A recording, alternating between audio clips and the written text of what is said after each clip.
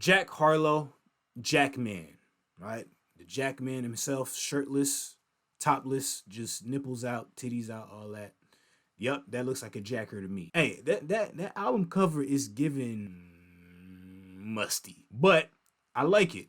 I do like it. The ruggedness, the roughness of it is actually pretty dope for an album cover. I hope the music kind of reflects that in a way, something that is raw and not polished. Because that's the thing with Jack Harlow. Jack Harlow is like the sweetheart of hip hop. He's super polished, I feel like. And a lot of times he can come across as generic and very uninspiring, which a lot of people have blamed him and point fingers at for being that way, insinuating that it is a bad thing. But to me personally, I don't think it is a bad thing. In every music genre, there will always be a place for something that is super digestible and easy to listen to that can be applied to the masses for them to enjoy. Jack Harlow could be a great introduction to hip hop to a new age hip hop listener. I'm not talking about listen if you're old. I'm talking about like listen if you're young, you live in the suburbs, you have no idea what hip hop is, you want someone to just easily just put on and have an idea of what hip hop is like today. Put on Jack Harlow. Like they'll fucking do the job for you. But yeah, me personally, I don't think he's trash. I don't think he as bad as people make it be. Yes, I understand the generic accusations, the uninspiring, the he's a watered down or white version of Drake. I heard all that shit. But either way, short album, 24 minutes, 10 songs, not too long, no features, perfect. Sweet, short, to the point. That's all I need from Jack Harlow. Just give me the best. Give me the hitters. Give me your best performance. Give me your best shot. That's all I need, really. Now, without further ado, let's just get into it. First track, Common Ground. Let me see what this nigga has to give us this time around. Jack Harlow, come on. The suburbs are filled with ebonics and trap sonics. Frat boys saying no cap, put racks on it. The dialect got a little splash of some black on it. Cap and gowns bought by the money in dad's pockets. Reciting rap lyrics by murder and cash profit. Get to feel like a thug, but don't have to act on it. Local homicide Adderall dealers carrying around guns just to make it feel realer. House with white pillars, no rough, just diamonds. The education private, it's all by design. And common ground ain't that common. Okay. He's basically describing the tension of like white people in suburban areas trying to conform to what is cool and trendy at the time, which is things that surrounds black culture and most specifically black street or hood ghetto culture. And it kind of shows kind of like the irony of it where people were living in well off neighborhoods, but they trying to act in a street manner just because that's what's popular, coming from the rap side and the hip hop culture that is, one of the most popular genres of nowadays today. But it's just white people trying to act hard, but not necessarily. Because it's like, nigga, if you're white and you live in the suburbs, nigga, you doing good for yourself. Why do you try to act like you doing bad? That's fucking stupid. I think that's basically the irony that he's basically trying to, portray here. Common ground is not so much common. So basically the ground for the black people going through those stuff that's really struggling, and the ground for the white people in the suburban area that's trying to act like they are in the same ground as them is not the case. Nigga, you here. You got one step ahead and you're in a better position in society already. But you're trying to act like, you from the streets or you from the ghetto, you from the struggle. I feel like that's what he's talking about. I enjoy that track. I'm saying, hey, okay, Jack, okay. That nigga saying some shit. All right, I like that. Okay. And the rapping was good. I fuck with that. I've been smooth for so long, I'm trying to get rough. Fuck buffing my nails, dog, I'm trying to get buff. Fuck shaping my beard up, I'm liking the scruff. Can't imagine that I'm gonna meet my wife in the club. We gon' see though, I feel like she more of a CEO. Or maybe she doing volunteer work in Rio. It's not like I need her, but I would love to meet her. Another garden still private as ever. The gang driving together, your boys striving to be the most dominant ever. The hardest white boy since the one who rapped about vomiting sweaters and holding comments. Cause I promise you. So he's saying he's the best white boy since Eminem. Do I?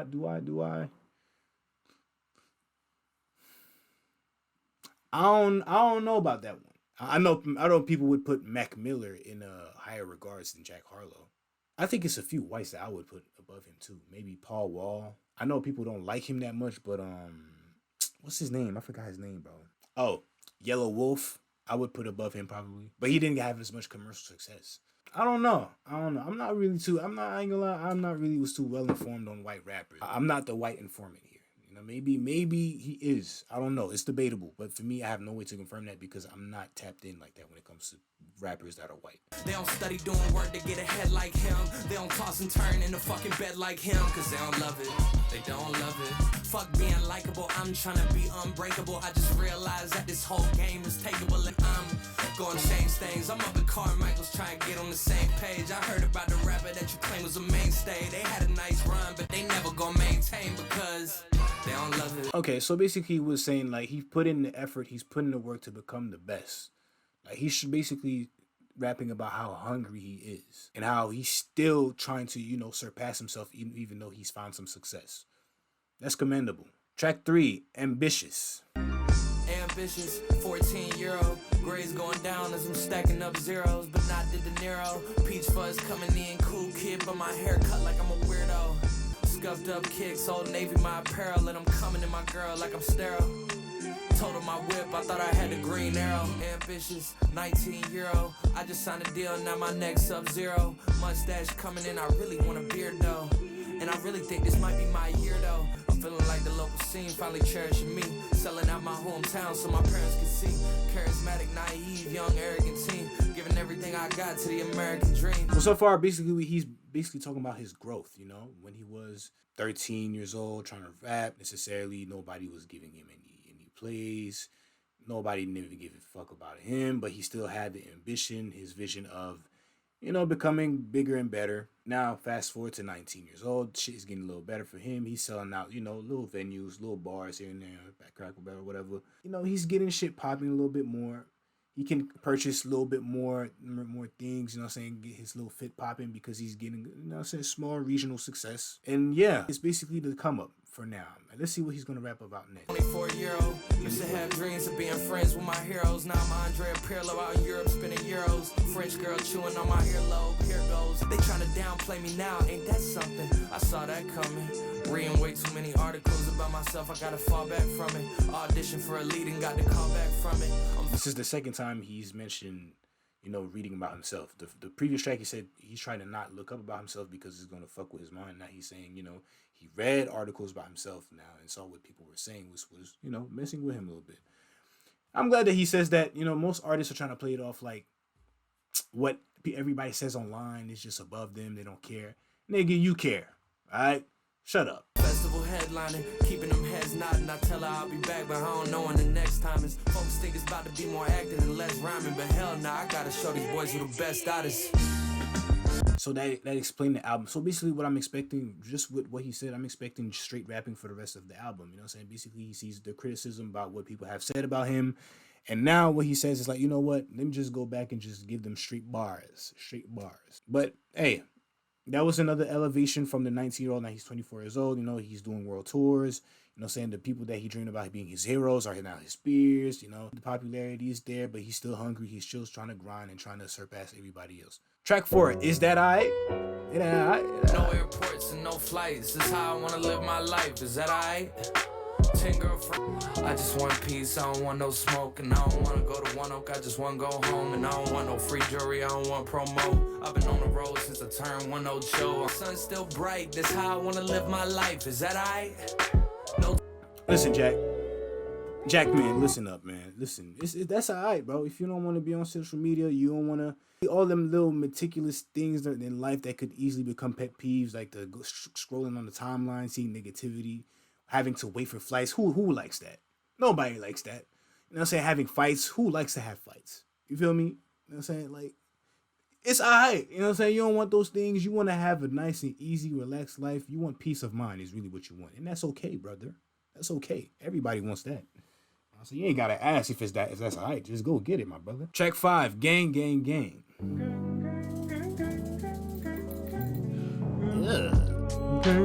Ride for my dogs. See, when you hear a track like Gang, Gang, Gang, you waiting to hear some hard shit.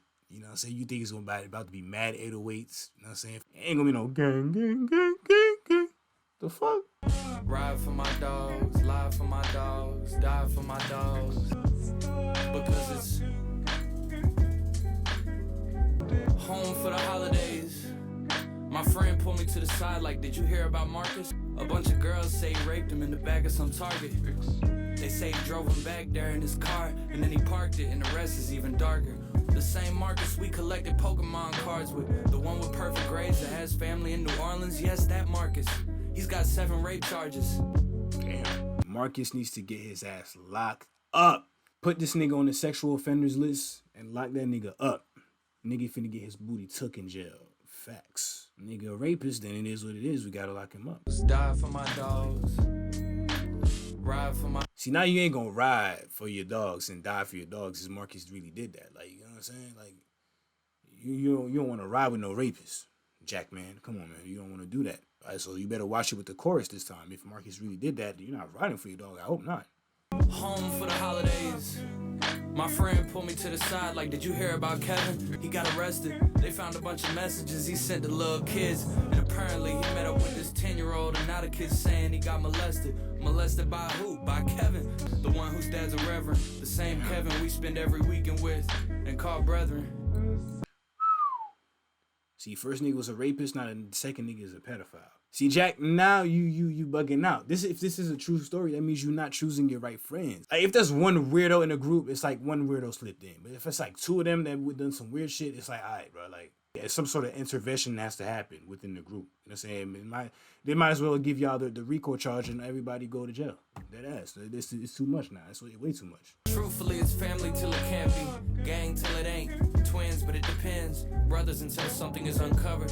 Yep. Dogs until the lifting of the fog. That's a fact. Listen, you my dog and all that, but listen, if you do some fucked up shit that's weird and it's just morally not sane, just morally just bad, you not my dog no more, bro.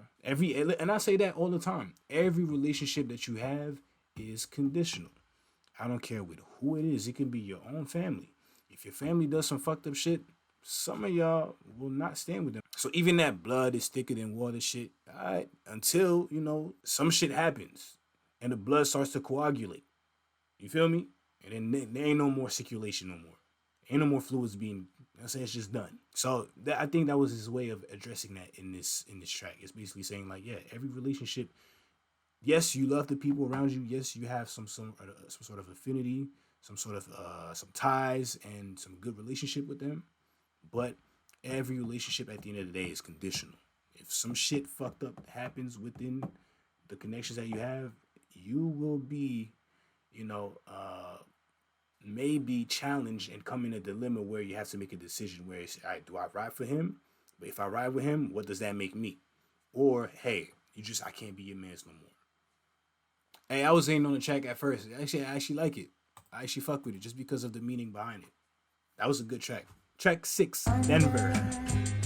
Walking past the homeless in a Rolex. Just got off the stage on the Today Show and I basically felt soulless. Ignorance is bliss, and so is being underground. Cause it was fun when we were known less. Sorry, that's cliche, I know I'm so blessed. But I've seen enough of me on this little screen. I've become so vain and insecure about everything. I feel all this pressure to live up to what they tell me I'm gonna be. So I isolate myself, you can't help me, it's on me. I'm hiding any sign of weakness from my guys. I don't want them second guessing with me. That was a great first verse, you know, being in your head too much as a successful artist, you know. I feel like a lot of artists do experience that. If I had to guess, you know, so if I had to guess, I think a lot of artists do appreciate the grind more than actually making it, because when you're making it, a lot of artists may feel like they're pressured to maintain a specific image in order to remain popular and accepted by the masses. That's why a lot of people suffer sophomore album slumps. It's because, hey, in the beginning, you're doing this shit for fun. It's not for nobody. It's easy to do everything when nobody's around. But when everybody has their eyes on you, now the pressure is on you because you're being observed. Now you become much more self-conscious about every little thing that you do. And it will bring insecurities out of certain people, you know? So I'm glad that he's, you know, it's a slight introspectiveness that, you know, I feel like every artist goes through. He's just open and transparent enough to communicate it to us and really be honest about, yo, like, shit, this shit really gets me, like, self-conscious to the point where he tends to worry about himself. He tends to second guess himself. He's unsure about himself. What is the best way to do things or do not? Should I do this? Should I do that? It's kind of like you start walking on eggshells with yourself because you want to be liked and respected and remain at the position that you have achieved. Track 7, No Enhancers. I like my girl natural. She don't need no enhance. No BBL, nothing. She don't need no All natural. and my baby no enhance. Non-GMO. No enhance. No pesticides, Know her nothing. daddy. She tough as nails, new acrylics. Once the old ones get too stale, coffee shape, new paint. Aside from that, the rest is real. Morning body, check the mirror, hit the scale. How we feel, break control inside a pill. Just to leave the crib these days has become such a skill. All the cards stacked against her, but she learning how to deal. Cool, short to the point track about, you know, his ex and just, you know, the way he likes his women. It's pretty much it. I don't think it was much more to be said about that. It definitely lets us know that he still thinks about his ex, because this is the second time that he's mentioned his ex. Or maybe it's a different ex, not for nothing. It might not be the same person, but, you know, Jack Harlow, he loves his ex. I would assume, you know, he still cares about them. Or her. Or him. He might be, okay, let me stop. Track 8, It Can't Be.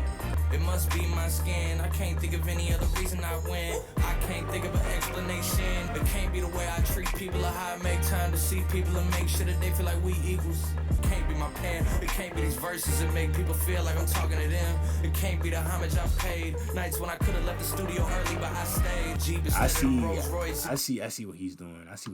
Basically, he's addressing the Jack Harlow is only successful because he's white. Because that's really what the general masses have said. Not only gonna say the general masses, but you've heard that. You know, it's a rhetoric that has been out there for a while. He's basically, you know, addressing it, saying, "Oh yeah, you know, playing into it a little bit. It has to be just because of my skin color, right? It's not the raps. It's not me being good at it. It's not me, you know, having a lot of experience. It's not me being funny. My character, none of that.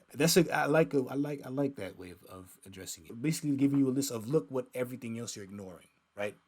You guys are so focused on this, which, you know, not this because I'm black, but for him, it's gonna be white. It's not taking into account. It's just the skin color. It can't be some understanding or branding, or maybe that I'm outstanding. Poised when them boys try to harm us. It can't be that we built something to be a part of. It can't be the way that every beat gets barred up. So I guess. Does Jack Harlow being white plays a factor in him being popular? I'd say yes, but not to the extent that people would make it out to be. It is true that being white does hold its certain privileges and advantages when it comes to marketing and being likable and being able to, you know, accustomed to different palettes. But I do think that it takes more than being just white for you to be successful as a rapper. You know what I'm saying? I don't think being white will fucking shoot your career up to the sky. But there are some privileges that comes with being white when you are trying to push your music. But I'm not going to say it's just his skin color that got him there. That's blasphemy to just say that. Just his skin color is what made him popular. And that's really taken away from the skill that he has. Because he does have skill. He has a decent amount of skill that has to be acknowledged at least. Track 9, Blame on Me. We grew up in the same household. For years we were close, throwing football in the yard till the lights turned on. Years go by, something changed when you got to junior high and started hanging with them guys. Suddenly I meant nothing to you. You wanted nothing to do with me. You run with a crew that wanted your approval. If I could get it, I'd cherish it. Embarrassing me any chance you got, but I didn't care, because maybe if I was tough enough to take it, you would love me. Instead of looking at me like I'm disgusting, like I'm nothing, I wanna reminisce and ask you if you miss those days. But I'm terrified of broaching the subject. I'm terrified to hear your answer, so I just don't touch it. I don't say nothing. Okay, so this is basically about his older brother. I would assume his older brother just, you know, taking, you know, distance of him as he started growing. And that's something that affected him because he actually enjoyed his relationship that he had with his older brother, which is something that he looked up to. You know, that happens a lot. That's something that is very relatable. A lot of people will go through that where it's like, you grow up with the same person, but, you know, as they grow and they start making friends in high school or school period, they start distancing themselves from you and kind of look at you with disgust and don't want to have nothing to do with you. Because everybody had this. It always has been around that. Big brother gets annoyed with little brother. Little brother wants to follow big brother everywhere he goes. And big brother's like, no, little brother, stay the fuck home. Nobody trying to hang out with you, nigga. You're weird. Hop off dick. You feel me? We've seen that all. We've seen that in cartoons. We've seen that in sitcoms. We've seen that and it's actually a reality though. But the way he making it sound, yeah, it sounds like that shit really hurt him for real. Treated you like I hated you, never needed you. Even if I had the same opinion, disagreed with you. Insult after insult, hoping they'd eat at you. My baby brother, I don't have an excuse, but I know you remember the way that dad would let loose on me more often and way less you. He criticized and tested me, so I test you. I got so much wrongdoing to confess to, and you act like it. So now he rapped on it on the perspective of his bigger brother, picking his brain a little bit, kind of like as if he went to his brain, you know, got the explanation and basically put it in perspective of why maybe he thinks the older brother did that. Kind of like a response to him that he never got, I guess. You grew up in my household, under my roof. Raised you with discipline and taught you life's truths. Lashed out at you for things you'd misplaced. Reprimanding you in public till you're red in the face. Cause I needed you to be your little brother's role model. Everything that you do, he just gonna follow. Cause the way I parent you is how my mother did. And the way you treat your little brother's how my older brother did. I'm terrified of broaching the subject, I'm terrified to break down. So I just don't touch it, I don't say nothing. So now now that was the third verse was his perspective of the dad, basically explaining to why he's so tough on, explaining to big brother why he's so tough on him, and he's basically saying that it got carried on from the way his mother raised him and how his older brothers were treating him at the time when he was younger. I'm saying basically in each of those verses, they all have some sort of just semi-justifiable reasoning to why they basically treated someone else like quote unquote shit for what they were going through.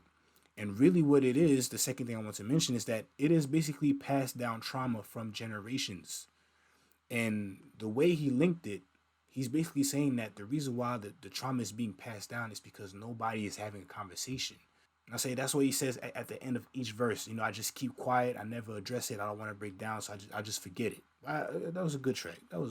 Good title for the track too. Put the blame on me. You know what I'm saying? It's like everybody had some sort of reason to put the blame on themselves. Last track 10, Questions. Why I treat my brother like he ain't my only brother? Why I gotta treat my manager like I'm above her? Why am I so flawed? Why am I so skeptical of God? Why do I pretend like I didn't see it when I saw it? What if things don't turn out how I planned them? I wanna be more than just a random. What if all these people in my life go Danny Phantom? I'm sick of down to earth, I wanna throw tantrums. Why do I feel I need approval from all my skeptics when I fill arenas up with a passionate following when that's actually all I need? But what if they stop caring about me? What if they stop swearing by me? What if they stop riding for me how they used to do before I was in front of everybody? Okay. That outro track kind of sums up really what it is for that whole album. It's just Jack Harlow being much more introspective about himself and the way he is now that he has acquired a decent amount of fame. Just, the same introspective that's been the common theme for this album, really. Now, I'm done with the album. Short and sweet. That's the first thing I appreciate. Short and sweet. Thank you. The last two albums I listened to from Jack Harlow were way too long. This one, super short, to the point. I appreciate it. Number two, very introspective. A lot of transparency, being super honest with himself. I appreciate that. I like when a rapper comes in and has something to say. It felt like Jack Harlow actually had something to say, much more on a deeper, very soul-searching level compared to his other albums, which I fucking love because now it makes it more relatable. And even if it wasn't going to be relatable, at least I get to know a lot more about Jack Harlow and his mind and his way of thinking at a certain point in time. Lastly, straight rapping, straight rapping, super good rapping too. I'm saying, like, this is not bad rapping. Of course, this is rapping that is with familiar flows, punchlines that are not, extraordinary, out of this place, but decent flow, decent rapping, decent lyricism. Everything's just decent to the max, which makes it easy to enjoy. The choice of instrumentals, laid back a little bit more on the boom bap side, little, not too much, but still in a modernized way. Overall, honestly, listen, the best album I've heard from Jack Harlow. The album cover, really he should be naked on this album cover because that's how transparent he was on this album. And I appreciate it. Give me this Jack Harlow and I'll easily listen to him. This has probably made me turn into a casual fan of Jack Harlow. I wasn't really a fan of his before that, but after this, you know what? I'll basically look forward for his future projects that he will deliver in the near future. If you listen to it, let me know how you feel about it in the comments down below. I would appreciate to know how you feel. And make sure y'all like and subscribe. And I'ma see y'all next time. Take care of yourself. Peace.